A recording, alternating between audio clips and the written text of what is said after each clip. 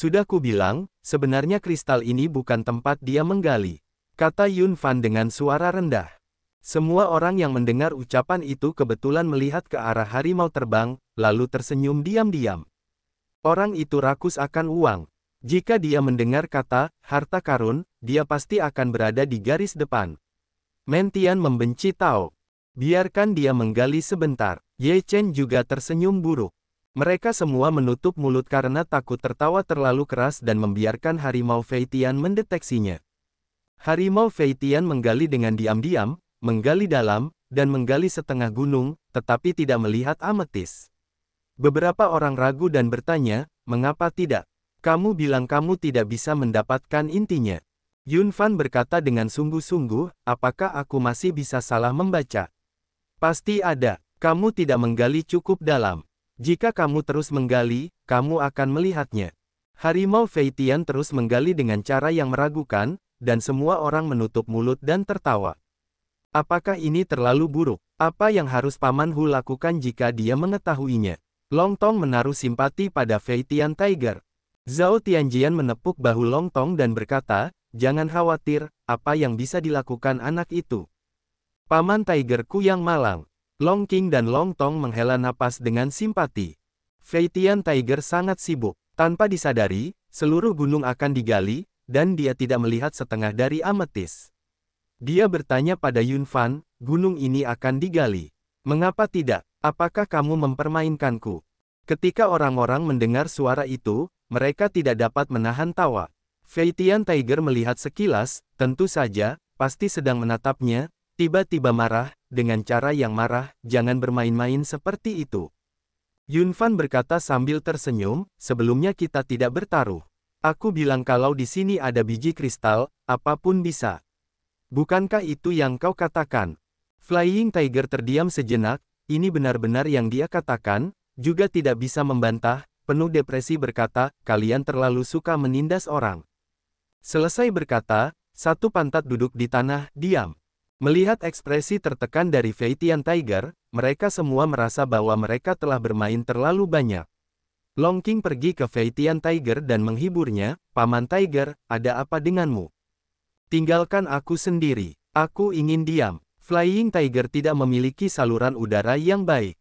Long King leng sejenak, beberapa ragu bertanya, siapa yang kau inginkan? Flying Tiger mendengar, segera meraung, keluar dari sini. Haha. Semua orang tertawa, terlepas dari perasaan Fei Tian Tiger. Long King juga menggaruk kepalanya, beberapa tidak mengerti bertanya pada Ye Chen, Tuan, siapa yang diam? Mengapa aku belum pernah mendengarnya? Chang Jian berkata sambil tersenyum buruk, diam, itu bibimu setelahnya. Ahaha, perut Yun Fan sakit karena tertawa. Flying Tiger menatap tajam ke arah Yun Fan, mencekik jantungnya untuk memilikinya. Baiklah, hentikan, Xiao Fan, di mana biji kristal itu? Ye Chen terbatuk dan bertanya dengan sungguh-sungguh. Yun Fan juga menyingkirkan senyumnya, memperlambat langkahnya, menunjuk ke gunung yang telah dilubangi dengan cepat oleh harimau terbang itu, dan berkata, biji kristal itu ada di bawah puncak gunung. Harimau Fei Tian memandang gunung itu dan bersenandung, di mana biji kristal itu? Yun Fan menekankan sekali dan berkata, yang kumaksud adalah bagian bawah. Apakah kau mengerti? Begitu suara Yun Fan jatuh, harimau Fei Tian mengusap dan menghilang. Kemudian dia mendengar debu beterbangan di bawah gunung. Ye Chen dan yang lainnya semua tertawa getir dan berjalan menuju gunung itu. Haha ametis. Di bawah tanah, harimau Fei Tian tertawa, hanya membuka mulutnya seolah takut orang lain mendengarnya, sibuk menutup mulutnya, mulai dengan cepat menyingkirkan ametis yang digali itu. Apakah kau punya? Ye Chen dan yang lainnya pergi ke gunung itu dan bertanya. Wajah harimau Fei Tian tidak berubah warna, hatinya tidak berdebar-debar berkata, belum pernah melihat. Bagaimana aku bisa mendengar seseorang memanggil ametis lagi tadi? Yang kedua berkata sambil tersenyum. Fei Tian Tiger berpura-pura konyol dan berkata, apakah kamu memilikinya? Apakah kamu salah dengar? Yang kedua menggelengkan kepalanya dengan serius dan berkata, telingaku yang berangin tidak akan pernah salah dengar. Fei Tian Tiger berkata sambil tersenyum, mungkin terkadang ada saat-saat buruk. Ye Chen berkata, semua orang menggali bersama. Setelah mendengar ini, orang-orang mulai dengan cepat membuka tanah, dan ada lapisan ametis di tanah, semuanya seukuran kepalan tangan. Flying Tiger melihat semua orang yang terlibat, tanpa mengatakan sepatah kata pun, pertama-tama mengumpulkan ametis. Orang lain memandang Feitian Tiger dengan jijik, tetapi mereka tidak mengatakan apa-apa. Mereka semua adalah saudara mereka sendiri. Tidak perlu peduli siapa yang mendapat lebih banyak dan siapa yang mendapat lebih sedikit. Semua orang senang. Bagaimanapun, ada banyak linjing di sini. Setelah beberapa saat, seluruh gunung terangkat ke langit, dan semua orang mendapat banyak ametis. Yunfan berkata, baru saja Xiaozi mengatakan bahwa biji ametis tidak ada apa-apanya. Ada urat nadi spiritual ametis di sini, yang merupakan alasan utama terbentuknya ametis. Namun, urat nadi spiritual itu sangat kuat, dan tidak dapat ditemukan atau ditangani. Feitian Tiger mendengar tentang urat nadi spiritual itu, matanya lurus, berkata, jangan katakan lebih awal, atau kamu akan menemukan urat nadi spiritual itu secara langsung. Yunfan berkata, jika kamu menemukan urat spiritual, kamu tidak bisa mendapatkannya. Di antara kita, hanya saudara seperguruan yang memiliki kemampuan untuk menangani urat spiritual itu. Selain itu, saudara seperguruan perlu meningkatkan kekuatannya, jadi urat spiritual ini adalah yang paling cocok untuk saudara seperguruan. Semua orang setuju dan mengangguk. Meskipun Fei Tianhu tidak memiliki pendapat apapun di dalam hatinya, dia berkata di mulutnya, dasar bocah murahan. Ye Chen berkata sambil tersenyum, Little Purple seharusnya bisa merasakan pergerakan denyut nadi spiritual. Yunfan menganggukkan kepalanya dan berkata, iya. Yunfan mulai berkomunikasi dengan binatang ametis. Setelah beberapa saat, binatang ametis mulai bergerak maju mundur di area ini. Setelah setengah jam, binatang ametis berkomunikasi dengan Yunfan untuk beberapa saat. Yunfan berkata, kami telah menemukan denyut nadi spiritual, yang telah menempati area ini. Tidak peduli bagaimana cara bersembunyi, tidak mungkin bersembunyi di tempat lain. Dengan itu, Yunfan menunjuk ke tanah dan berkata, kakak senior, denyut nadi spiritual sekarang ada di bawah kaki kita. Suara Yunfan sangat kecil, seolah-olah takut denyut nadi spiritual terdengar. Ye Chen menghentakkan kakinya dengan penuh pengertian, dan banjir kekuatan mengalir keluar, langsung ke tanah, di mana ada sosok ungu yang berkedip cepat. Ye Chen merasakan kesempatan dari bawah tanah, dan langsung pergi ke bawah tanah untuk mengejar masa lalu sesuai dengan kesempatan itu. Bang! Setelah beberapa saat beristirahat, tiba-tiba tanah meledak, cahaya ungu keluar dari tanah, semua orang tercengang, mata mereka tertuju, itu adalah naga ungu. Tubuh naga ungu ini tidak cukup kokoh. Tampaknya tidak nyata, tetapi memancarkan momentum yang mengerikan. Ye Chen bergegas keluar dari tanah dengan bantuan naga ungu. Dia langsung meniupkan tinjunya. Naga ungu itu meraung, dan tubuhnya yang besar bergegas menuju Ye Chen. Dia tidak takut dengan serangan Ye Chen. Ye Chen dan naga ungu bertarung bersama, amarah napas menyapu terbuka, semua orang kembali. Orang ini benar-benar kuat. Xuanwu mengerutkan kening dan akhirnya tahu mengapa Yunfan mengatakan bahwa hanya Ye Chen yang bisa ditundukkan. Denyut spiritual ini seharusnya telah mencapai tingkat kekurangan pemurnian, dan keadaannya lebih tinggi dari Ye Chen. Kata Xuan Yuan.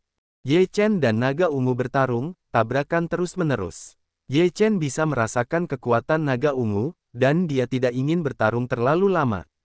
Dia langsung mengoperasikan kitab suci Tao, dan momentum tirani raja di dunia pun menyebar. Kaisar Dao Tian Kuan, Ye Chen mengayunkan tinjunya dan membombardir Zilong. Kekuatan yang kuat dan mendominasi meledak, dan tubuh naga ungu itu hancur oleh tinju Ye Chen dan terbang keluar. Ye Chen melangkah maju, momentum seperti pelangi, sekali lagi meledak dari kedua tinjunya, jalan kaisar tersapu keluar, sangat sombong. Naga ungu itu jatuh ke arah angin dalam sekejap, dan Ye Chen benar-benar menekannya. Naga ungu itu terbang keluar lagi oleh Ye Chen Zhen. Kemudian, Ye Chen menepuk naga ungu itu dengan tangannya yang besar, dan telapak tangan besar itu jatuh dari langit, yang tak tertahankan. Raungan, naga ungu itu meraung, tetapi tidak dapat menahannya. Dengan telapak tangan ini ke bawah, naga ungu itu langsung menghantam tanah dan membuat lubang besar. Ye Chen mengeluarkan tas surga dan bumi dewa dan membawa naga ungu itu masuk. Berapa lama waktu yang dibutuhkan untuk berlatih harimau Fei Tian penuh dengan rasa iri, melihat Ye Chen membawa pergi naga ungu itu. Yun Fan berkata, Xiao Zi mengatakan bahwa itu sudah ada lebih awal darinya. Baiklah, mengapa hal baik ini tidak bisa datang kepadaku? Harimau Fei Tian menghela napas. Tidak ada yang memperhatikan seruan harimau terbang. Yun Fan berkata kepada Ye Chen, kakak senior, jika naga ungu itu dimurnikan, itu dapat sepenuhnya meningkatkan kekuatanmu beberapa tingkat. Ye Chen mengangguk, yang juga sangat jelas baginya, sekarang yang dia butuhkan adalah kekuatan. Jika dia dapat mencapai Mahayana sesegera mungkin, itu yang terbaik. Sepertinya kita tidak salah untuk datang kali ini, kata Chang Jian sambil tersenyum.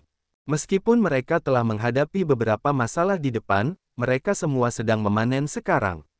Sebelum memanen beberapa peluang pencerahan, sekarang adalah ametis. Jika ametis ini dimurnikan dengan baik, mereka akan dapat meningkatkan kekuatan mereka ke alam pemurnian kekosongan. Ye Chen juga merasa bahwa kali ini bukanlah kerugian. Jika dia tidak datang ke sini, di mana akan ada panen seperti itu? Apakah ada ametis di sini? Harimau Fei Tian agak enggan bertanya kepada Yun Fan. Yun Fan berkata, jangan terlalu banyak melakukannya. Tinggalkan beberapa di sini. Fei Tian Tiger mengusap bibirnya, Ye Chen juga setuju, kita punya banyak, mengapa tidak punya sedikit? Ayo kita pergi dan lihat apa lagi yang menunggu kita. Yun Fan tersenyum puas, semuanya, naiklah, istirahatlah dengan baik. Mereka semua melompat ke punggung binatang ametis. Mereka semua duduk dengan lutut terlipat dan memejamkan mata. Hanya Fei Tian Tiger yang tidak jujur. Mereka mulai mempermainkan punggung binatang ametis dan ingin menggali sepotong batu kecubung. Yun Fan meliriknya dan tidak repot-repot mengatakan apapun. Jika dia bisa menggali sepotong, Ye Chen akan menghancurkan kuku ametis dengan tinjunya. Fei Tian Tiger mencongkel untuk waktu yang lama dan tidak mencongkel, tetapi dia tetap menolak untuk berhenti. Setelah beberapa saat, dia melengkungkan bibirnya dan mengumpat, benda pecah macam apa yang tidak bisa dipahat. Lupakan saja. Binatang buas ametis bergerak perlahan dengan langkah berat, dan semua orang tidak terburu-buru. Mereka semua memejamkan mata. Ye Chen melihat naga ungu berbaring di tas surga dan bumi milik dewa. Ada makhluk di dalam tas itu, yaitu binatang buas keos. Setelah dikurung oleh Ye Chen, binatang buas keos itu masuk ke sungai Nagaki dan menyerap semua Nagaki. Kemudian berubah, bahkan memiliki karakteristik naga, tumbuh tanduk naga dan memiliki sisik naga untuk melindungi tubuhnya. Sebelum Ye Chen melihat bahwa semua Nagaki telah hilang, dia merasa tertekan, tetapi dia tidak mau memotong binatang buas keos itu. Dia berpikir bahwa jika binatang buas keos itu tumbuh dewasa, itu akan sangat bagus. Dia hanya memasukkannya ke dalam tas surga dan bumi milik dewa. Sekarang binatang buas keos itu melihat makhluk tak dikenal di tas surga dan bumi milik dewa. Dia tiba-tiba menjadi penasaran dan berbalik ke arah naga ungu. Kemudian dia mencoba mendekati naga ungu itu. Naga ungu itu mengangkat kepalanya dan meraung ke arah binatang buas keos itu. Binatang buas yang kacau itu mundur beberapa langkah dan merasakan kekuatan naga ungu, jadi dia tidak memprovokasinya. Ye Chen melihat pemandangan ini dengan senyum pahit dan menggelengkan kepalanya, lalu memperingatkan binatang buas yang kacau itu agar tidak memprovokasi naga ungu, kalau tidak dia tidak akan pernah menjadi ringan. Binatang buas yang kacau itu datang dengan jujur. Dia tidak berani menentang Ye Chen. Sebelumnya, dia menyerap roh naga. Meskipun Ye Chen tidak membunuhnya, dia dibersihkan dengan parah. Sekarang dia jujur. Ye Chen tidak dapat memurnikan naga ungu untuk saat ini. Mari kita tunggu sampai dia meninggalkan wilayah abadi.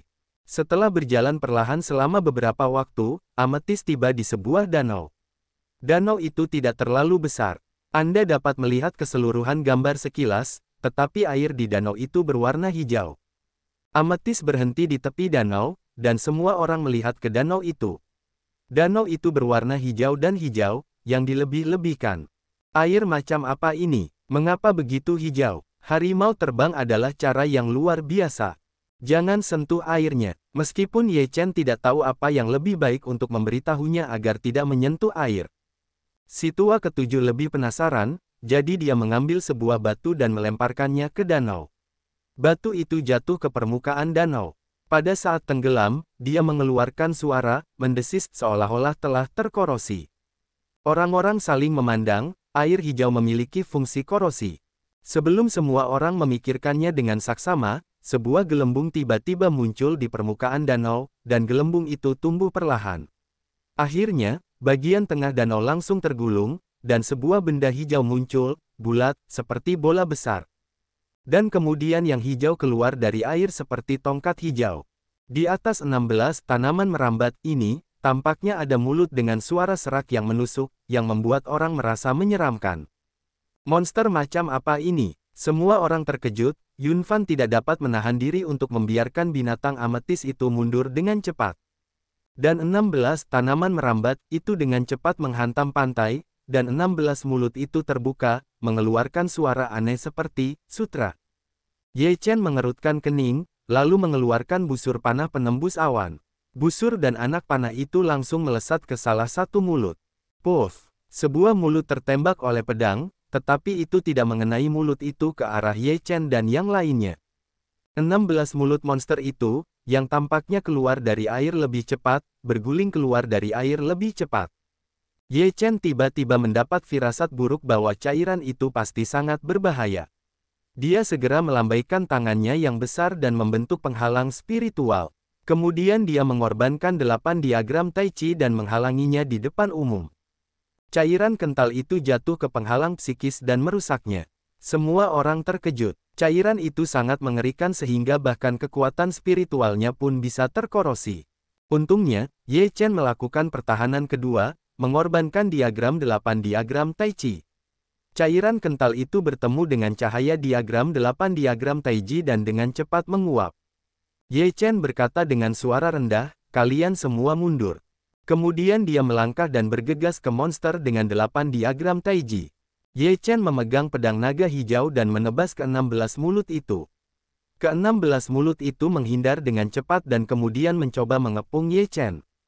Ye Chen mendengkur dingin. 8 diagram Tai Chi menutupi seluruh tubuh, dan rune keluar dengan deras. Itu benar-benar tidak dapat diganggu-gugat. Mulut itu tampaknya merasakan kekuatan 8 diagram Tai Chi, tetapi dia tidak berani menggerakkan tangannya dengan mudah. Ye Chen melangkah dan menembak kepala monster itu tanpa ragu-ragu. Monster itu memuntahkan seteguk besar Ye Chen hijau lengket, tetapi aliran Ye Chen ini disempurnakan oleh diagram 8 diagram Tai Chi. Mata monster itu berbinar dengan sedikit keterkejutan, dan kemudian 16 mulut itu menyerang Ye Chen bersama-sama. Ye Chen, terlepas dari serangan 16 mulut itu, masih bergegas menuju kepala monster itu. Monster itu terpaksa tidak punya cara lain, hanya untuk masuk ke air hijau. Ye Chen meledakkannya dengan satu pukulan, dan seluruh permukaan danau terhempas terbuka. Air hijau itu melesat ke langit, dan Anda dapat melihat situasi di dasar danau. Setelah monster itu masuk ke dalam air, itu seperti ikan di dalam air, tetapi ia melarikan diri dengan sangat cepat. Ye Chen Li tidak melihat ada gerakan apapun di permukaan danau selama setengah hari, dan air hijau itu luar biasa. Dia tidak bermaksud untuk masuk dan melacak monster itu. Karena monster itu menolak untuk keluar, Ye Chen menyerah dan mengejar ke pantai. Monster itu benar-benar licik. Saat kau melihat bahwa kau tidak bisa mengalahkannya, kau bisa melarikan diri. Fei Tian Tiger menyindir. Ye Chen berkata, orang itu tidak berani keluar, ayo pergi. Orang-orang juga berpikir bahwa ini hanya kejadian kecil, tidak peduli, duduk di atas tubuh ungu kecil, di sekitar danau terus bergerak maju. Setelah berjalan selama setengah hari, Ye Chen dan yang lainnya memanjat 2 gunung dan menyeberangi hutan. Mereka tidak menemui masalah apapun. Ledakan, terdengar suara gemuruh dari depan. Yang kedua membuka matanya dan melihat ke kejauhan dan berkata, ada air terjun di depan. Pergilah ke sana dan beristirahatlah. Ye Chen menganggukkan kepalanya sedikit. Pada saat ini, yang kedua tiba-tiba berseru, ada hal-hal lain di sana. Yang kedua menggosok matanya seolah-olah dia telah ditusuk oleh sesuatu. Apa yang kau lihat, Dick? Ye Chen bertanya dengan heran. Yang kedua berkata, itu seperti pedang. Seperti pedang. Ye Chen, Chang Jian dan yang lainnya sudah ada di sana. Pergi dan lihatlah. Ye Chen segera berkata. Ametis mempercepat banyak kecepatan, tubuh besar seperti gunung itu datang ke suatu tempat yang tidak jauh dari air terjun. Ye Chen dan yang lainnya melihat ke masa lalu, dengan penglihatan mereka dapat melihat situasi spesifik air terjun. Ada pedang di air terjun. Ye Chen menyipitkan matanya. Ada sosok di bawah air terjun. Zhao Tianjian terkejut. Itu bukan sosok manusia, tetapi mayat dengan hanya tulang putih, dan tulang putih itu masih penuh dengan roh pedang. Xuan Yuan mengucapkan kata demi kata. Tulang putih dengan roh pedang. Mendengar kata-kata Xuan Yuan, mata semua orang tertuju pada tulang di bawah air terjun, dan kemudian semua melihat ke arah Chang Jian. Chang Jian terlihat rumit dan bermartabat saat ini. Orang lain tidak berbicara. Mereka semua tahu bahwa kerangka itu memiliki hubungan yang hebat dengan Chang Jian. Mereka semua tahu bahwa tulang putih itu memiliki roh pedang. Hanya ada satu kemungkinan, yaitu, tulang putih itu adalah tulang pedang bawaan. Chang Jian melangkah menuju air terjun. Ye Chen dan yang lainnya mengikutinya. Ketika mereka sampai di air terjun, mereka dapat dengan jelas merasakan roh pedang dari tulang putih itu. Sungguh roh pedang yang kuat. Semua orang terkejut, tidak heran mata yang kedua akan terasa tidak nyaman. Chang Jian berdiri hanya beberapa lusin langkah dari tulang putih itu, menatap tulang putih itu tanpa berkedip. Tulang putih itu duduk bersila. Bahkan jika telah berubah menjadi tulang putih, tubuhnya masih lurus dan lurus, seperti pedang yang akan disarungkan.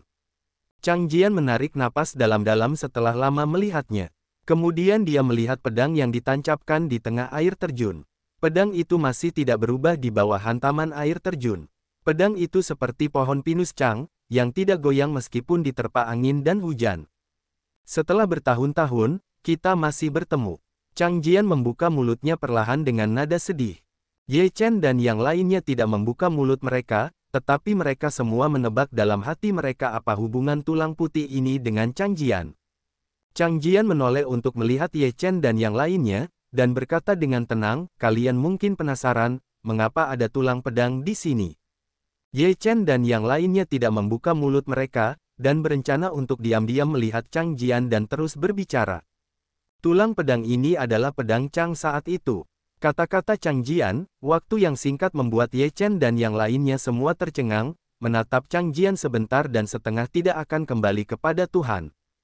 Chang Jian menatap ekspresi terkejut Ye Chen dan berkata sambil tersenyum masam, ribuan tahun yang lalu, ilmu pedang Chang Jian telah mencapai tingkat tertinggi. Dapat dikatakan bahwa selama Chang Jian memasuki negeri dongeng, ia dapat menjadi seorang abadi pedang. Namun, langkah ini belum diambil, bahkan lingkaran besar belum tercapai. Pada saat ini, pedang Chang tidak memiliki umur panjang, dan tidak mungkin untuk mencapai lingkaran besar. Tetapi Chang Jian menolak untuk menerima hidupnya seperti ini. Ia datang ke Xianyu dan ingin bertahan hidup di Xianyu seperti mereka yang kuat di lingkaran besar. Oleh karena itu, pedang Chang menghilang dari pandangan dunia. Seolah bercerita, Chang Jian melanjutkan, setelah memasuki alam abadi, Chang Jian pasti merasa tidak puas dengan beberapa orang yang ada di alam abadi. Tetapi mengandalkan keterampilannya sendiri, Chang Jian baru saja datang ke sini, dan akhirnya menemukan rumput reinkarnasi. Ia membiarkan jiwanya menelan rumput reinkarnasi dan ingin dilahirkan kembali.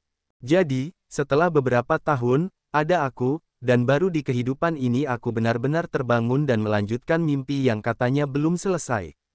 Chang Jian menatap semua orang, lalu menoleh dan menatap mayat itu. Setelah mendengar ini, mereka semua saling memandang. Ternyata memang seperti itu. Nirvana dapat terlahir kembali, reinkarnasi abadi tidak mungkin kosong. Begitulah adanya. Ye Chen tidak dapat menahan diri untuk tidak memikirkan apa yang dikatakan Chang Yun Kong dan yang lainnya ketika dia berada di keluarga Chang. Kalimat ini ditinggalkan untuk keluarga Chang oleh Chang Jian di masa lalu. Semua orang kembali kepada Tuhan, dan mereka tidak tahu harus berkata apa tentang hal itu. Chang Jian berkata, pedang Chang tidak mematuhi takdir surga dan ingin mengubah hidupnya melawan surga, tetapi masih hanya dapat mengandalkan kehidupan setelah samsara.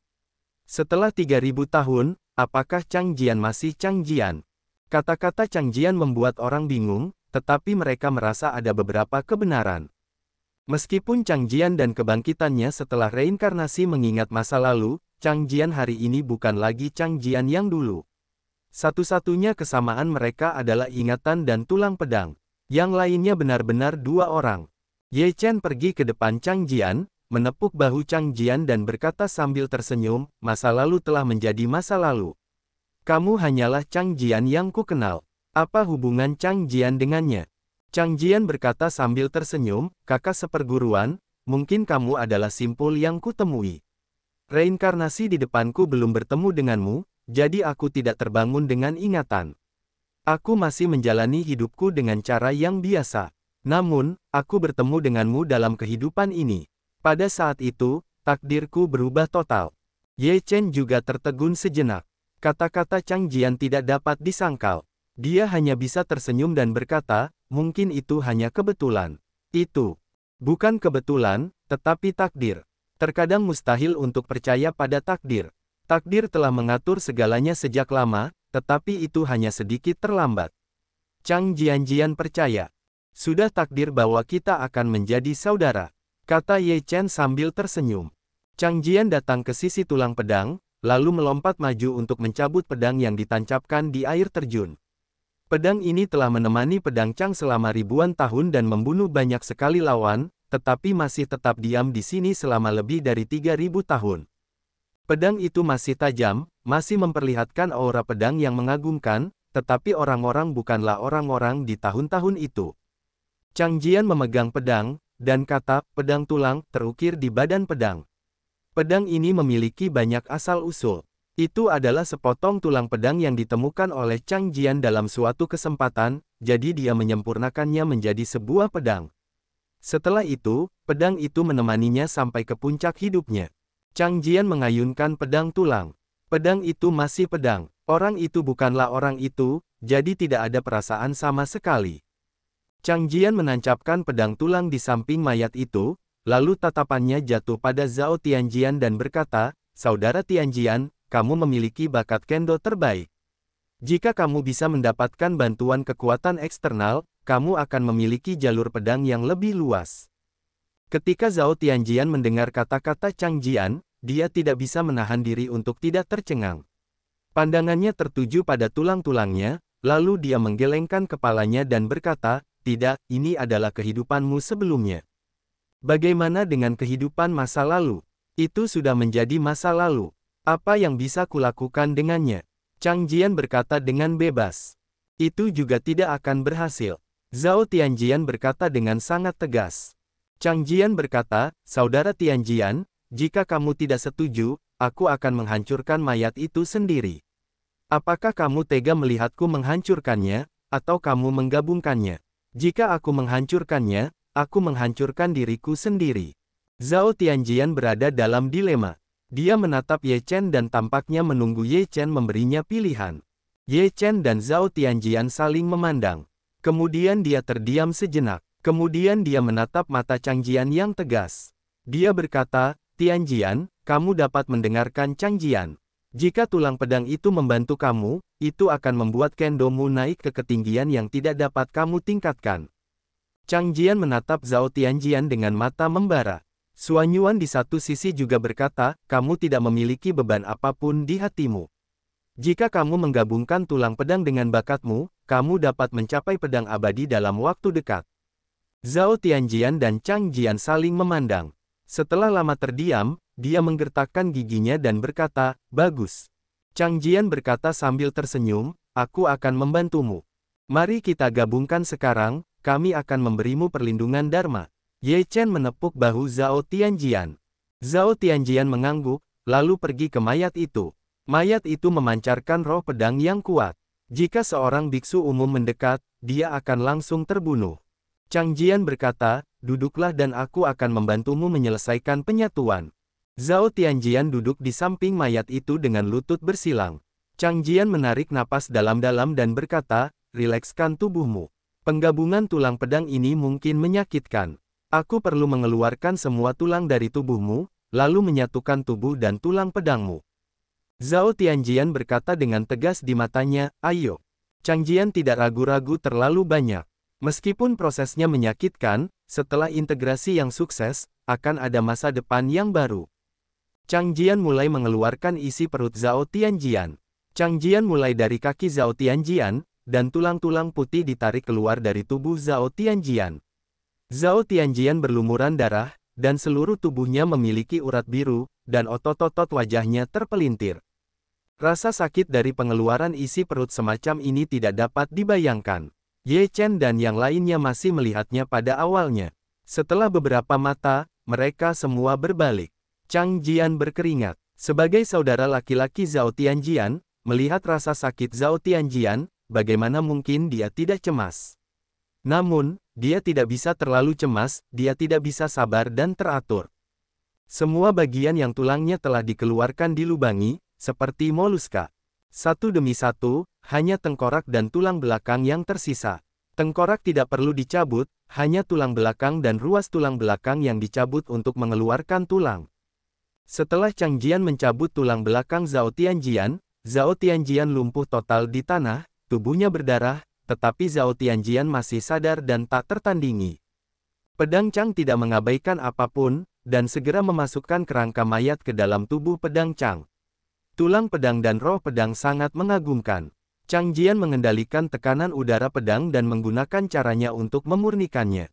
Seluruh tubuh Zhao Tianjian bahkan lebih banyak daging dan darah. Untungnya, roh pedang ditekan, jika tidak daging dan darah akan dihancurkan oleh ki pedang. Dengan penanaman tulang pedang, tubuh Zhao Tianjian telah bangkit kembali. Namun, itu hanya langkah kedua. Langkah ketiga adalah menyatukan tulang pedang dan tubuh Zhao Tianjian sepenuhnya. Ini adalah langkah yang paling kritis, dan juga langkah yang paling sulit.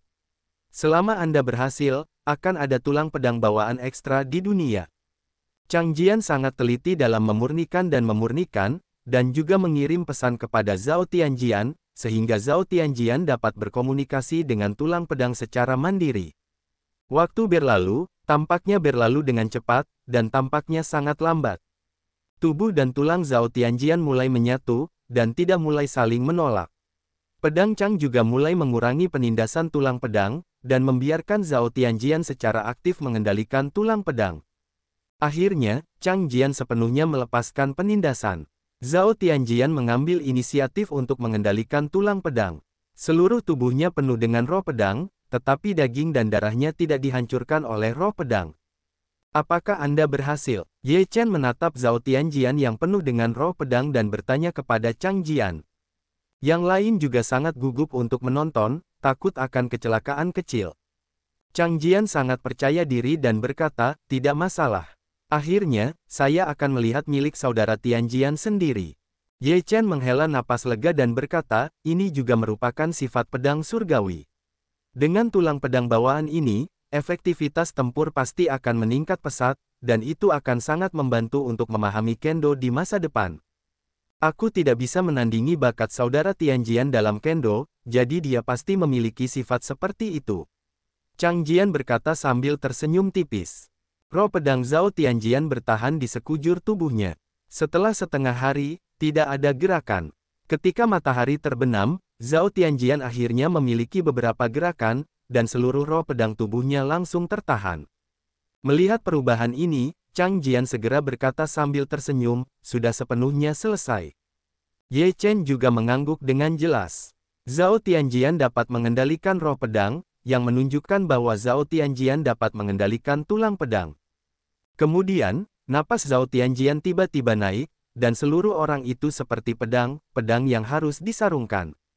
Ledakan, roh pedang langsung melesat ke langit, dan alam Zhao Tianjian juga mengalami dua lompatan besar. Ia telah memasuki 9 tingkat keadaan kebugaran, dan hanya selangkah lagi dari praktik kekosongan.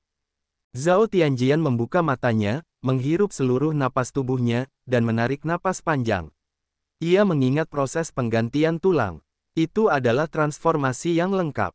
Bagaimana perasaanmu? Tanya Chang Jian. Zhao Tianjian berdiri dan menggerakkan otot dan tulangnya. Ia berkata, ini sangat bagus. Meskipun aku tidak begitu terbiasa dengannya, aku sudah terbiasa dengannya.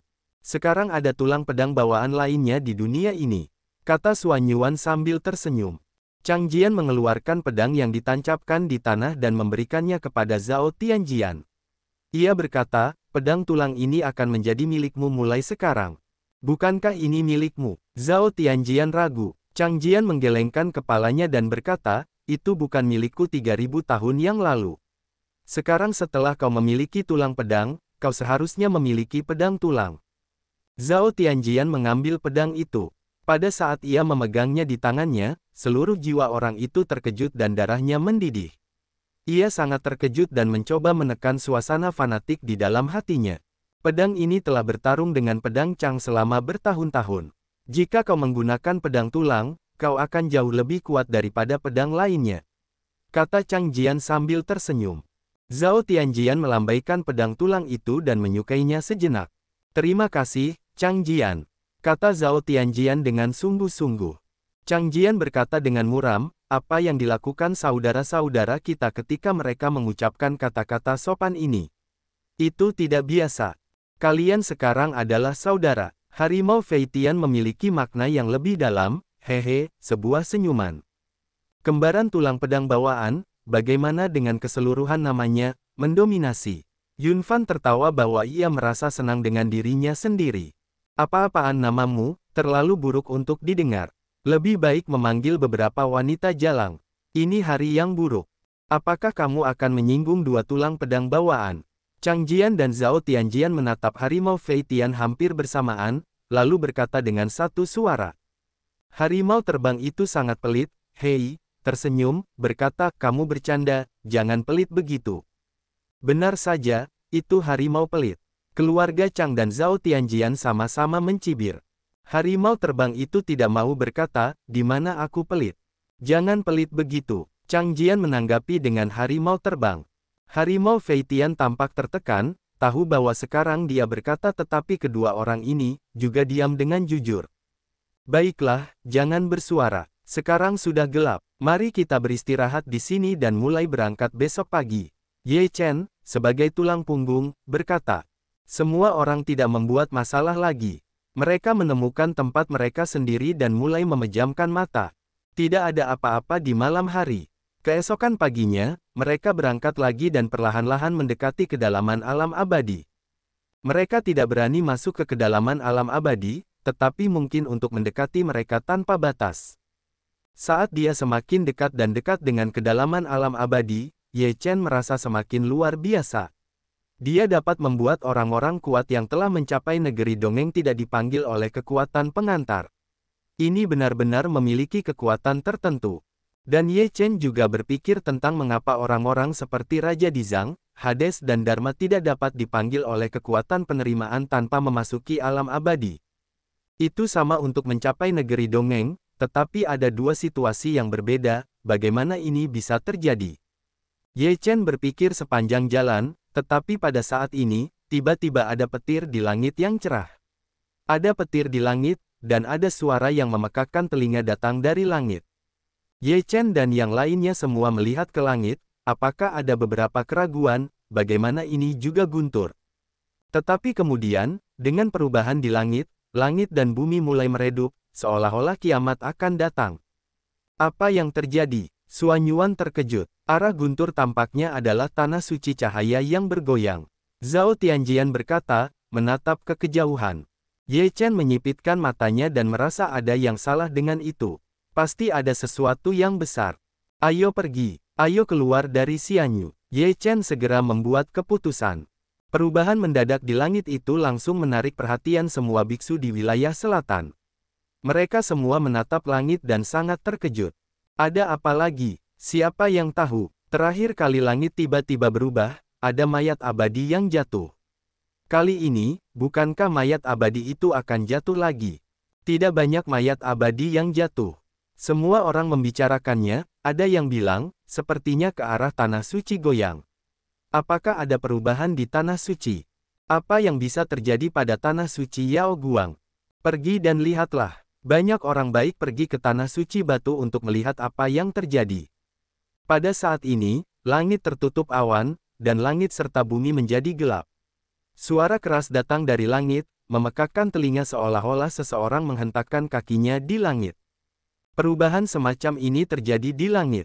Tentu saja, kekuatan utama di wilayah selatan telah memperhatikannya. Yao Qi, Sanxing, Wan Chu, dan Zixia mengawasi tanah suci Yao Guang dengan saksama. Di kota para dewa, penguasa paviliun berdiri di panggung menyaksikan pemandangan di langit. Dia menjepit jari-jarinya, dan akhirnya wajahnya tiba-tiba berubah. Setelah setengah suara, dia mendapatkan kembali ketenangannya. Dia bergumam pada dirinya sendiri, langit berubah, yang abadi turun. Di tanah suci Sanxing, para leluhur tua tanah suci Sanxing, seperti pendeta Tao Qingsu dan Bapa Suci Kaisar tertinggi, semuanya terkejut. Mereka semua melihat ke arah tanah suci Yao Guang, dan melihat ke langit. Mengguncang tanah suci, silakan turun ke bumi. Wajah Kaisar masih berat. Jalan Qingsu menghela napas panjang dan berkata, sangat cepat mengguncang tanah suci. Sudah jelas bahwa tujuan mengundang yang abadi untuk turun ke bumi sudah jelas. Itu berasal dari daftar dewa. Petik 2. Jika ada yang abadi turun ke bumi, apakah daftar dewa Ye Chen tidak akan dilindungi? Seorang bijak khawatir. Di mata orang bijak tertinggi, cahaya bersinar dan berkata, bagaimana dengan yang abadi turun ke bumi? Apakah tidak ada yang abadi di dunia? Bahkan jika itu adalah yang abadi, ke dunia manusia, tanpa dukungan roh yang abadi, itu tidak akan dapat bermain sekuat di negeri dongeng. Di mana Ye Chen sekarang? Tanya pendeta Tao Qingsu. Di negeri dongeng, kata Kaisar. Wajah pendeta Tao Qingsu berubah. Dia terkejut melihat Kaisar dan berkata, bagaimana dia pergi ke Xianyu? Dia memintanya sendiri. Jalan ayah tertinggi. Wajah pendeta Tao Qingsu tampak berwibawa dan berkata, meskipun alam abadi itu damai, tetapi sekarang para dewa surgawi turun ke bumi, apakah keberadaan masih dapat tetap diam? Tanah suci Yao Qi, tanah suci Yao Guang telah mulai mengundang susunan abadi. Tampaknya perlu untuk mendapatkan pecahan-pecahan daftar dewa. Di tanah suci Yao Qi, seorang wanita tua dengan tubuh bungkuk bergumam. Apa yang akan kita lakukan? Sebelumnya, kita juga membantu tanah suci Sanxing menangani orang-orang itu. Mungkin ada orang-orang yang mengguncang tanah suci. Wanita tua lain dengan rambut putih memiliki wajah yang berat. Wanita tua reyot itu bersenandung, tanah suci Yao Guang tidak akan menyerang kita, jika tidak, dia pasti akan menghadapi ketidakpuasan dari tempat-tempat suci lainnya. Susunan abadi bukan hanya tanah suci cahaya yang bergoyang, tetapi kita juga memilikinya. Itu masalah besar. Kita akan lihat siapa yang memiliki kemampuan. Tanah suci Wan Chu. Tanah suci Yao Guang telah mulai mengundang susunan abadi. Apakah kita perlu bersiap lebih awal? Jika tanah suci Yao Guang benar-benar mencabik-cabik wajahnya, kita akan sangat pasif. Seorang lelaki tua kekar berkata dengan berat. Seorang lelaki tua berambut putih lainnya membelai janggut putihnya dan berkata, bersiaplah terlebih dahulu. Jika kamu terlalu banyak mengguncang tanah suci, kamu tidak dapat mencabik-cabik wajahmu sepenuhnya. Selain itu, hubungi tempat-tempat suci lainnya untuk melihat apakah kamu dapat membentuk front persatuan. Tanah suci Sanxing seharusnya menjadi sekutu terbaik, kata lelaki tua kekar itu. Itu tepat sekali. Lelaki tua berambut putih itu berkata dengan sungguh-sungguh. Tanah suci Zixia, siap untuk memulai susunan abadi. Kamu tidak dapat membiarkan tanah suci Yao Qi memimpin. Tanah suci Zixia, seorang lelaki tua yang kurus kering segera memberi perintah. Kemudian, beberapa leluhur tanah suci Zixia, Zhongli, mulai menyiapkan susunan, dan berencana untuk mulai mengundang susunan abadi. Selain 5 situs suci yang memperhatikan semua ini, keempat keluarga dan mereka yang diwariskan dari zaman kuno juga memperhatikannya dengan saksama. Mengenai perubahan langit ini, yang lain tidak tahu apa yang sedang terjadi, tetapi mereka sangat jelas tentang hal itu. Ini bukan masalah meminta yang abadi untuk turun ke bumi untuk minum teh dan mengobrol. Itu pasti berasal dari pecahan-pecahan daftar dewa. Di sebuah kota kecil, di sebuah kuil Tao yang bobrok, seorang pendeta Tao tua menatap langit, melihat perubahan angin dan awan, dan bergumam, hari ini akan berubah. Di samping pendeta Tao tua itu, ada seekor banteng hijau yang sedang makan rumput. Pendeta Tao muda di atas sapi hijau itu bertanya, Tuan, bagaimana langit bisa berubah? Pendeta Tao tua itu berkata sambil tersenyum, itu semua bukan karena daftar dewa. Demi beberapa potong pecahan, kau berjuang untukku merampoknya, yang membuat semua orang tidak senang. Mengapa harus begitu sulit? Pendeta Tao muda itu berkata, hanya di matamu, itu adalah pecahan-pecahan. Di mata orang lain, itu tetap artefak pertama di dunia dewa. Bagaimana dengan artefak pertama? Apakah masih rusak? Pada akhirnya, apa yang bisa kau dapatkan? Jangan bermimpi tentang mimpi itu. Ada begitu banyak orang yang menunggu di dunia dewa. Siapa kau? Pendeta Tao tua itu berkata dengan nada meremehkan. Pendeta Tao muda itu membencinya dan berkata, Tuan, apakah kau terlalu tua untuk mengejar? Pengejaran juga harus berdasarkan situasi yang sebenarnya. Jangan ambisius dan berlatihlah dengan giat. Di masa depan, kamu akan selalu terbang ke negeri dongeng dan naik ke dunia dewa. Pendeta Tao tua itu berkata dengan santai. Pendeta Tao muda itu mencicipi kata-kata pendeta Tao tua itu dengan saksama. Meskipun pendeta Tao tua itu tampaknya tidak memiliki keinginan, dia mengatakan yang sebenarnya. Sepertinya tidak ada kedamaian di dunia ini.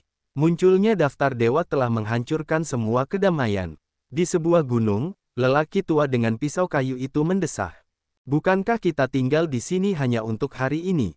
Setelah semua ini, mari kita pergi ke negeri dongeng untuk berjalan-jalan, kata wanita tua dengan rambut putih, menatap langit.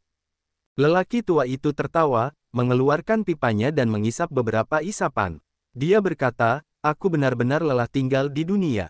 Jika kau tidak pergi ke negeri dongeng, sungguh membuang-buang waktu di dunia ini.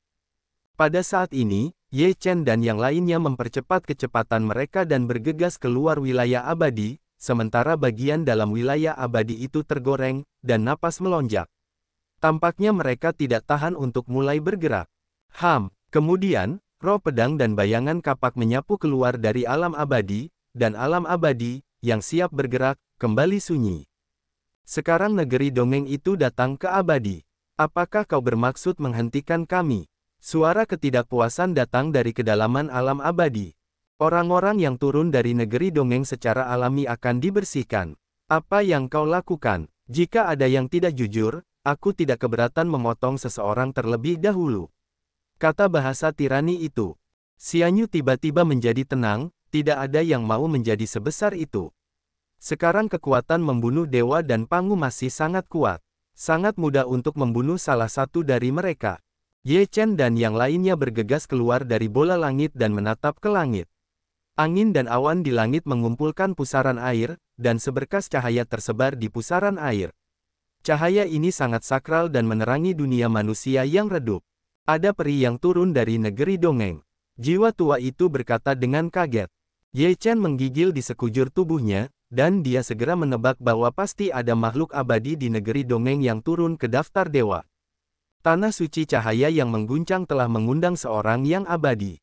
Itu merepotkan. Wajah Xuan Yuan serius. Sepertinya mengguncang tanah suci itu untuk melihat melalui wajah. Sebaiknya kita tetap di Xianyu. Setidaknya di sini lebih aman, kata Flying Tiger. Ye Chen menggelengkan kepalanya dan berkata, meskipun tanah suci Yao Guang telah mengundang makhluk abadi, bagaimana tempat-tempat suci dan kekuatan lain dapat menyaksikan keberhasilan tanah suci? Chang Jian bertanya, apa yang harus kita lakukan sekarang? Ye Chen terdiam sejenak dan berkata, mari kita kembali ke rumah masing-masing untuk sementara waktu guna memahami situasi spesifiknya. Kita tidak punya cara untuk menyelesaikan masalah seperti ini. Mereka tidak dapat menahan diri untuk mengambil langkah besar ke depan. Hanya satu hal yang dapat mereka lakukan. Ye Chen dan rombongannya kembali ke tempat masing-masing. Pada saat ini, cahaya surgawi melonjak dan jatuh ke dunia manusia, menutupi seluruh tanah suci cahaya yang bergoyang. Di tanah suci Yao Guang, semua karakter di atas level tetua Taisang di tanah suci Yao Guang telah muncul. Berpusat pada leluhur suci dengan jumlah generasi terbanyak, mereka berdiri di luar kuil tertinggi tanah suci Yao Guang, menunggu kedatangan para dewa abadi. Mereka tampak hikmat atau bersemangat satu persatu, dan mereka penuh dengan harapan agar para dewa abadi diantar masuk. Dan semua murid tanah suci Yao Guang semua melihat ke langit, dan mereka memiliki rasa hormat yang tertinggi kepada yang abadi. Bukankah tujuan akhir dari kultivasi adalah terbang ke negeri dongeng? Kerinduan akan negeri dongeng adalah pengejaran hidup yang tak kenal lelah. Ledakan. Di langit datang semburan gemuruh yang dahsyat, cahaya peri lebih menyilaukan, seluruh pusaran ditelan. Apakah peri datang? Para murid Tanah Suci Yao Guang semua bersemangat. Lihat utusan peri. Tiba-tiba, leluhur suci dari Tanah Suci menjadi sangat hikmat dan berlutut di tanah dan berkata dengan keras. Orang-orang kuat lainnya dari Tanah Suci Yao Guang juga berlutut dan mulai berbicara dengan leluhur mereka. Kata-kata mereka penuh hormat dan hikmat, dan mereka tidak berani mengendur. Pada saat ini, sebuah cahaya tiba-tiba jatuh dari langit dan jatuh di Tanah Suci, cahaya yang bergoyang. Seluruh Tanah Suci cahaya yang bergoyang bergetar hebat. Setelah cahaya jatuh, langit berangsur-angsur kembali tenang, tetapi di Tanah Suci yang bergoyang, itu adalah cahaya peri yang berkedip, gas peri dipancarkan. Peri telah datang. Orang-orang kuat dari semua kekuatan besar berkedip dan berbisik pada diri mereka sendiri. Ketika yang abadi dari Tanah Suci Yao Guang datang, kita akan segera mulai mengundang susunan abadi. Jika tidak, daftar dewa dapat diambil oleh Tanah Suci cahaya yang bergoyang. Leluhur suci Tanah Suci Zixia segera berkata dengan suara keras. Dalam sekejap, orang-orang kuat dari Tanah Suci Zixia segera membuka formasi dan memulai susunan abadi yang menyenangkan. Tepat setelah peri yang mengguncang Tanah Suci datang, Tanah Suci awan ungu tiba-tiba memancarkan cahaya ke langit, seolah-olah akan menembus seluruh langit. Tanah Suci Zixia juga mulai mengundang susunan abadi. Banyak wajah orang kuat telah berubah. Di Tanah Suci Sanxing, Pendeta Tao Qingsu dan yang lainnya melihat dimulainya susunan mengundang abadi di Tanah Suci Zixia, dan wajah mereka menjadi bermartabat. Tanah Suci Zixia, apakah takut mengguncang cahaya Tanah Suci dan mendapatkan daftar dewa? Jadi kita hanya akan merobek wajah kita. Wajahnya penuh dengan kemarahan. Begitu dewa abadi dari Tanah Suci Zixia datang, apakah kita akan lebih pasif? Tetua tertinggi di Tanah Suci Sanxing khawatir. Wajah Pendeta Tao Qingsu tidak tampan, tetapi juga menunjukkan ekspresi tak berdaya. Dia menghela nafas dan berkata, susunan dewa abadi Tanah Suci Sanxing kita telah cacat sejak periode kehancuran besar, dan tidak dapat terhubung dengan negeri peri sama sekali. Para tetua dan leluhur lainnya tidak berdaya ketika mereka mendengar pidato itu. Mereka tidak dapat meminta dewa abadi untuk bergerak. Situasinya sangat pasif. Mereka tidak dapat bersaing dengan Tanah Suci Yao Guang dan Tanah Suci Zixia. Apakah Ye Chen mampu bertanya kepada Dharma dan Raja Dizang? Atau seorang tetua tertinggi tiba-tiba memikirkan sesuatu, dengan secercah harapan menatap sang kaisar. Senang sekali bisa bergerak, bukankah sangat baik untuk menyenangkan karakter-karakter itu? Kata sang kaisar. Orang-orang juga terdiam, memang benar bahwa mereka yang telah mencapai negeri dongeng, jika begitu mudah bergerak, itu tidak abadi. Tanah Suci Zixia akan bersaing dengan Tanah Suci Yao Guang untuk mendapatkan daftar dewa. Bagaimana kita harus menghadapinya? Di Tanah Suci Wanchu, seorang tetua tertinggi bertanya. Leluhur suci Tanah Suci Wanchu juga mulai mengundang susunan abadi ketika dia melihat Tanah Suci Zixia, tetapi dia santai dan berkata, biarkan mereka bertarung. Jika hanya Tanah Suci Cahaya Goyang yang tersedia, itu masih sedikit menakutkan. Sekarang ada Tanah Suci Zixia, maka kita tidak perlu khawatir tentang hal itu untuk saat ini. Di awal tahun, orang-orang kuat di Tanah Suci itu semua mengangguk dengan tanda setuju dan merasa lega. Bagaimana sikap kita terhadap Tanah Suci Sanxing? Diam saja. Saat ini, apakah kita masih memiliki kemampuan untuk membantu Tanah Suci Sanxing? Bapa Suci Tanah Suci berkata dengan tenang. Saat ini, ide Tanah Suci Yaoqi dan Tanah Suci Wanchu sama. Karena Tanah Suci Zixia ingin bersaing dengan Tanah Suci Yao Guang untuk mendapatkan daftar dewa, pergilah dan bertarung, dan mereka akan menyaksikan kedua harimau itu bertarung. Di Tanah Suci Yao Guang, seorang pria berjubah emas yang terbungkus cahaya memandang banyak orang kuat di Tanah Suci Yao Guang dengan sikap merendahkan. Dia menerima pemujaan dari semua orang di Tanah Suci Yao Guang, dan senyum dingin tersungging di sudut mulutnya. Di tangan siapakah daftar dewa sekarang? Pria berjubah emas itu langsung menuju ke pokok permasalahan saat dia membuka mulutnya. Di tangan seorang murid bernama Ye Chen di Tanah Suci Sanxing, kata leluhur suci Tanah Suci Yao Guang. Sekarang pergilah dan dapatkan daftar dewa. Pria berjubah emas itu sangat tegas dan tidak ragu sama sekali. Leluhur suci Tanah Suci ragu-ragu, utusan, pagi daun itu luar biasa. Betapa luar biasanya. Apakah kita masih bisa bersaing dengan para dewa? Pria berjubah emas itu mengerutkan kening dan mendengus dingin. Dia tidak memiliki kekuatan ini, tetapi dia telah mencapai negeri dongeng yang kuat untuk membantu, negeri dongeng terbaik di dunia. Pria berjubah emas itu menunjukkan senyum menghina, bagiku, mereka hanya sampah. Mereka tidak pernah memasuki negeri dongeng. Apakah mereka juga dianggap sebagai orang kuat di negeri dongeng? Itu konyol. Pergi ke tanah suci Sanxing sekarang. Petik 2. Pria berjubah emas itu berkata begitu, tiba-tiba tatapannya menjadi tajam. Dia mengangkat matanya dan melihat ke arah tanah suci Zixia, dengan sentuhan dingin di matanya. Orang-orang kuat dari tanah suci cahaya goyang juga melihatnya, dan wajah mereka tiba-tiba berubah. Leluhur suci dari tanah suci itu berkata, tanah suci Zixia telah mulai mengundang para abadi. Utusan, kita akan pergi ke tanah suci Sanxing sekarang. Petik 2. Pria berjubah emas itu mendengus dingin dan berkata, ketika kamu mendapatkan potongan-potongan daftar Dewa Angin, kamu dapat menyelesaikan akun dengan mereka. Pada saat ini, Ye Chen, Fei Tianhu, Yun Fan dan yang lainnya telah kembali ke tanah suci Sanxing. Pada saat ini, suasana tanah suci Sanxing sangat khusyuk dan menyedihkan, dan semua tetua dan murid tampak sedih dan sedih.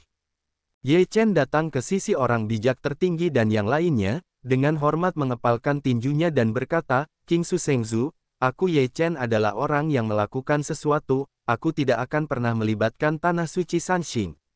Mengapa kamu di sini? Ayah tertinggi memarahi. Pendeta Tao King Su menatap Ye Chen dengan tatapan rumit.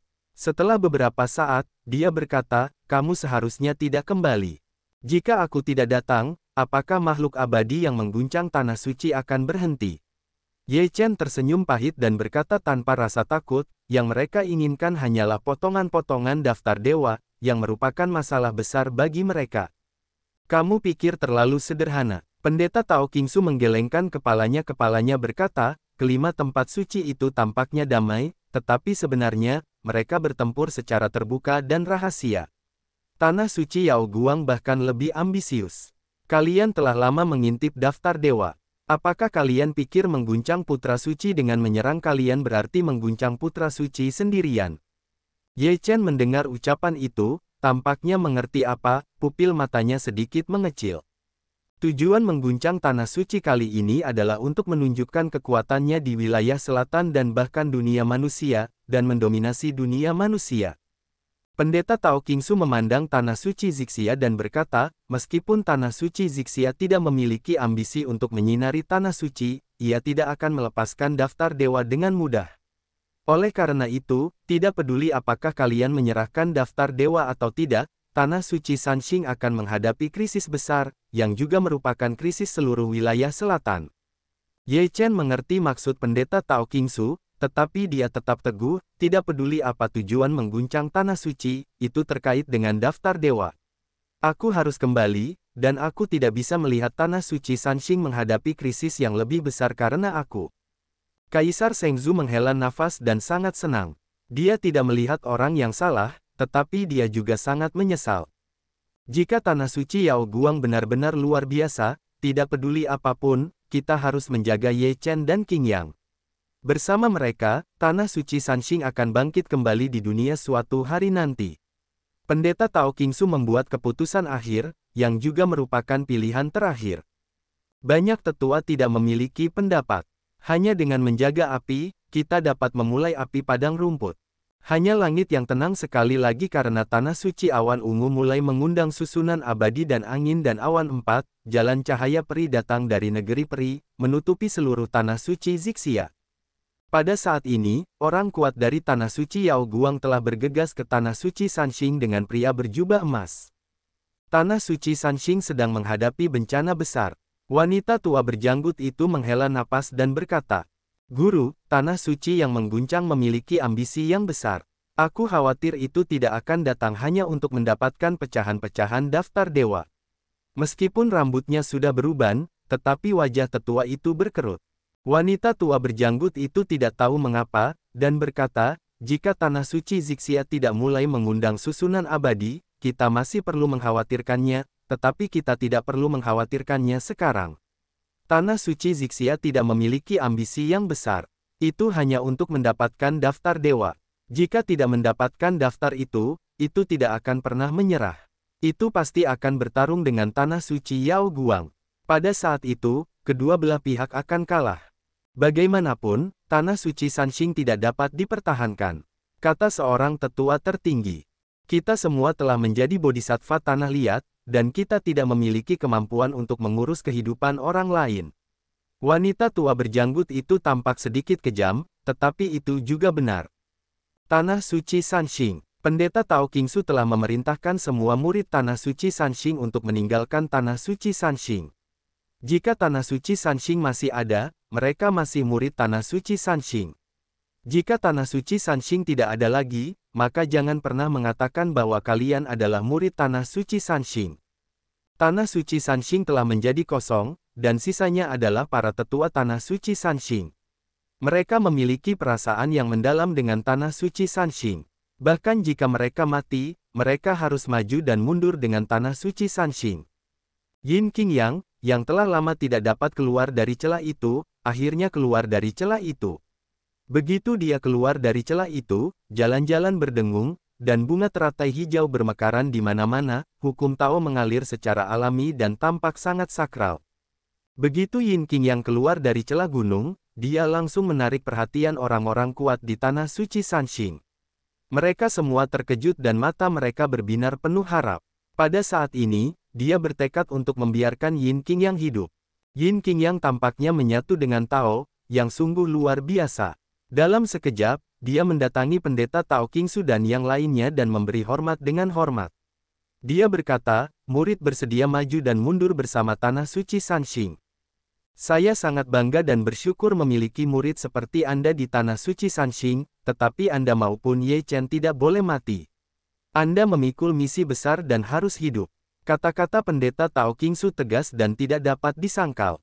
Yin Qingyang dan Ye Chen saling memandang, dan kaisar tertinggi juga berkata, jika Anda ingin kami memiliki nilai dalam kehidupan terakhir kami, Anda harus hidup dengan baik. Jika tidak, Anda akan menjadi tidak setia, tidak berbakti, dan tidak adil. Kata-kata orang bijak tertinggi itu keras. Hati Ye Chen dan Yin Qingyang bergetar, bibir mereka bergetar, tetapi mereka tidak tahu harus berkata apa. Orang-orang yang mengguncang tanah suci telah tiba di tanah suci Sanxing, dan mereka ditindas oleh momentum yang kuat. Pendeta Tao Qingsu dan yang lainnya semuanya sangat mengagumkan. Para dewa benar-benar berbeda. Serahkan daftar dewa, jika tidak, tanah suci Sanxing tidak akan pernah ada lagi. Leluhur suci tanah suci membuka mulut mereka dan didukung oleh para dewa. Mereka tidak lagi menutupi apapun dan langsung merobek wajah mereka. Pendeta Tao Qingsu melangkah maju dan memberi hormat kepada pria berjubah emas dan berkata, Qingsu, tanah suci Sanxing, telah melihat utusan negeri dongeng. Pria berjubah emas itu memandang pendeta Tao Qingsu dengan sikap merendahkan itu. Gao Leng berkata, tugasku adalah membawa pecahan-pecahan daftar dewa kembali ke negeri dongeng. Jangan terlalu banyak bicara padaku. Serahkan pecahan-pecahan daftar dewa. Apakah kamu ingin menelan pecahan-pecahan daftar dewa? Pada saat ini, dari langit yang jauh, arah tanah suci Zixia terdengar tawa dingin. Pria berjubah emas itu mengerutkan kening, tetapi dalam sekejap mata, dia melihat momentum yang kuat menyapu dari kejauhan. Seorang pria berjubah ungu setengah baya melangkah maju, menyusut menjadi 1 inci, dan muncul di luar tanah suci Sanxing. Pria berjubah emas dan pria berjubah ungu saling memandang, dan keduanya memancarkan cahaya tajam, saling bertarung tanpa menyerah. Jika kamu menginginkan sepotong daftar dewa, itu tergantung pada apakah kamu memiliki kekuatan. Pria berjubah emas meremehkan dengan cara mencibir. Kalau begitu gunakan kekuatan untuk membuktikannya. Pria berjubah ungu itu juga tidak menunjukkan kelemahan. Keduanya memancarkan bau yang mengerikan, di manakah nafas ini dapat dimiliki oleh dunia manusia. Bahkan jika itu adalah orang-orang kuat negeri dongeng di dunia manusia, itu tidak mungkin untuk dimiliki. Hanya di negeri dongeng yang memiliki roh abadi yang dapat dimiliki oleh orang abadi. Sebelum orang-orang berjubah emas dan orang-orang berjubah ungu belum bergerak, konfrontasi napas sudah cukup untuk membuat orang takut. Orang-orang kuat dari tanah suci Yao Guang mundur dengan cepat satu persatu, dan orang-orang di Tanah Suci Sanxing juga mundur lagi, dan susunan pelindung dan pendidikan yang besar pulih secara otomatis dalam sekejap. Namun, di bawah atmosfer yang begitu kuat, susunan perawatan dan pengajaran yang besar tidak dapat dihentikan sama sekali, dan itu menjadi gelap dalam sekejap. Perang antara para abadi terlalu mengerikan. Tanah Suci Sanxing tidak dilindungi. Pendeta Tao Qingsu menggelengkan kepalanya dan mendesah, penuh dengan ketidakberdayaan. Di bawah konfrontasi sengit antara dua utusan negeri dongeng, pria berjubah emas memimpin dan menembaknya dengan satu tangan. Cahaya di telapak tangannya sangat menyilaukan dan memiliki kekuatan teror. Sutra pria berjubah ungu itu tidak menunjukkan kelemahan. Dengan serangan yang sama, cahaya ungu meledak, dan udara ungu yang luas menyapu dan menyebar di langit. Ledakan. Kedua orang itu bertabrakan satu sama lain dalam sekejap, dan kekuatan yang kuat pecah. Gelombang besar menyapu langit dan hancur dalam gelombang besar dalam jarak ratusan mil. Dalam serangan ini, Tanah Suci Sanxing langsung dipindahkan ke tanah datar dan menghilang sepenuhnya. Dalam 100 detik, semua kehidupan orang-orang menghilang dalam sekejap. Pertempuran antara dua abadi adalah bencana, yang sama merusaknya dengan kehancuran besar. Inilah alasan mengapa memenggal kepala dewa dan Pangu ingin menakut-nakuti keberadaan di alam abadi. Dengan kekuatan penghancur seperti itu, berapa banyak orang yang bisa menolaknya? Langit dan bumi tanpa ampun, mengambil semua hal seperti anjing pemakan daging. Kehidupan, di depan kekuatan yang begitu kuat, sangat rapuh. Ledakan, kedua abadi bertabrakan lagi, tidak ada yang bisa melihat sosok mereka, hanya dua kelompok cahaya yang saling terkait, tetapi gelombang yang menyapu membuat langit meredup. Jika terus seperti ini, berapa banyak makhluk di wilayah selatan yang akan hancur dalam bencana seperti itu? Pendeta Tao Qingsu mengerutkan kening. Langit dan bumi tidak kenal ampun dan menganggap semua hal sebagai anjing pemakan daging. Tidak ada yang salah dengan kalimat ini. Kaisar mengepalkan tinjunya dan merasa kekuatannya begitu kecil. Medan perang kedua makhluk abadi itu terus bergerak, dan kemanapun mereka pergi, semuanya penuh dengan kehancuran. Segala sesuatu yang awalnya ada menghilang dalam sekejap, seolah-olah tidak pernah ada. Ye Chen melihat banyak nyawa menghilang. Matanya mulai memerah dan tinjunya mengepal kuat-kuat. Apakah pertarungan ini ada hubungannya dengan nyawa orang lain? Ye Chen tidak dapat melihatnya lagi. Dia melangkah maju dan berteriak, "Jangan bertarung lagi." Tubuh ini bergema di seluruh langit dan bumi. Baik itu Tanah Suci Sanxing, Tanah Suci Yao Guang, dan Tanah Suci Zixia, orang-orang tercengang dan melihat ke arah Ye Chen. Pria berjubah emas dan pria berbaju ungu juga berhenti bertarung. Mereka menatap Ye Chen dengan cemas. Beraninya negara Liansu memerintah mereka seperti ini. "Apa yang kamu lakukan?" Pria berjubah emas itu berkata dengan dingin. Seluruh tubuh ini mengeluarkan semacam dampak yang kuat, seluruh tubuh Ye Chen terbang terbalik dan menyemburkan seteguk darah. Tiba-tiba, alis pria itu patah oleh jubah Jin Chen. Kemudian, tubuh Ye Chen mengeluarkan 4 potong daftar Feng Shen, dan diagram 8 diagram Taiji juga hidup kembali dalam sekejap, membungkus Ye Chen terus-menerus. Potongan-potongan daftar dewa, pria-pria berbaju emas dan ungu itu terkejut dan menatap keempat potongan itu. Ye Chen, dengan noda darah di mulutnya dan mata yang tegas dan tak kenal takut, menatap pria-pria berjubah emas dan ungu itu tanpa rasa takut dan berkata, "Dibandingkan denganmu, aku benar-benar terlalu lemah untuk berbicara denganmu. Namun, yang kau inginkan adalah potongan-potongan daftar dewa, tetapi kau ingin melibatkan begitu banyak orang yang tidak bersalah. Apakah ini kesombongan seorang yang abadi? Apakah kau mengajariku pelajaran?" Pria berjubah ungu itu berkata dengan dingin. Ye Chen menatap langsung ke pria berjubah ungu itu dan berkata dengan nada sarkastik, "Aku benar-benar tidak memiliki kualifikasi untuk mengajarimu, tetapi aku tidak akan sesombong dirimu." Lancang, pria berjubah ungu itu sangat marah, matanya dingin, dan momentumnya yang penuh kekaguman mendekati Ye Chen. Dalam sekejap, 4 potong daftar Feng Shen dan 8 diagram Taiji meledak menjadi kekuatan yang kuat. Rune itu dengan cepat melesat keluar dan menghalangi Ye Chen di depannya, membentuk penghalang untuk menghalangi momentum pria berjubah ungu itu. Baik pria berjubah ungu maupun pria berjubah emas itu tercengang sejenak. Mereka tidak menyangka bahwa Ye Chen akan mengerahkan kekuatan seperti itu pada pecahan-pecahan daftar dewa. Sepertinya kamu memang memiliki beberapa keterampilan. Kamu layak mendapatkan daftar dewa. Namun, jika kamu berpikir bahwa itu dapat bersaing dengan kami, itu benar-benar lelucon. Pria berjubah ungu itu dingin. Kamu ingin membuat daftar dewa. Aku akan memberimu daftar dewa. Jika kamu ingin bertarung, silakan kembali ke negeri dongeng untuk bertarung. Ye Chen berkata kata demi kata. Apakah kamu memerintah kami? Pria berjubah emas itu dingin. Ye Chen mencibir, apakah kamu hanya mampu bermain gengsi di dunia? Baik pria berjubah emas maupun pria berjubah ungu itu sama-sama muram. Ye Chen tidak takut dengan dua utusan negeri dongeng itu. Serahkan kepingan daftar dewa, dan semuanya tidak akan ada hubungannya denganmu. Pria berjubah emas itu berkata dengan dingin. Ye Chen berkata, 4 kepingan daftar dewa, kalian berdua masing-masing mendapat 2 kepingan, siapa yang bisa mendapatkan semuanya, kalian pergi ke negeri dongeng untuk memperjuangkannya, dunia manusia tidak tahan dengan lemparan dan putaran kalian. Bagiku, semua makhluk di dunia hanyalah semut. Apa kasihannya mati? Pria berjubah ungu itu berkata tanpa ampun. Ye Chen tidak meremas-remas dan mengepalkan tinjunya. Pada saat ini, dia mendambakan kekuatan yang kuat, bahkan untuk sesaat. Dia harus memberikan pukulan keras pada bajingan yang penuh kebencian ini.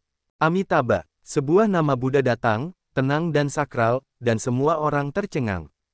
Pendiri Dharma, orang-orang kuat dari Tanah Suci Sanxing semuanya menunjukkan warna harapan. Dengan tangan terlipat, Dharma muncul dengan tenang di hadapan publik, dan para orang kuat dari Tanah Suci Yao Guang dan Tanah Suci Zixia semuanya mengerutkan kening. Pria berjubah emas dan pria berjubah ungu menyipitkan mata mereka ketika mereka melihat seorang biksu muncul. Mereka merasakan napas yang kuat dari biksu itu. Kedua dermawan, semua makhluk adalah sama di dunia, jadi mengapa mereka harus dibedakan satu sama lain? Mata Patriark Dharma penuh dengan belas kasih, dan dia merasa sedih untuk makhluk-makhluk yang baru saja dihancurkan dalam pertempuran ini. Siapa kamu? Pria berjubah emas berkata dengan nada rendah. Apakah konyol bahwa semua makhluk adalah sama? Jangan bandingkan kami dengan pria jahat itu. Pria berjubah ungu itu meremehkan dengan dingin. Ekspresi Bodhidharma tetap tidak berubah.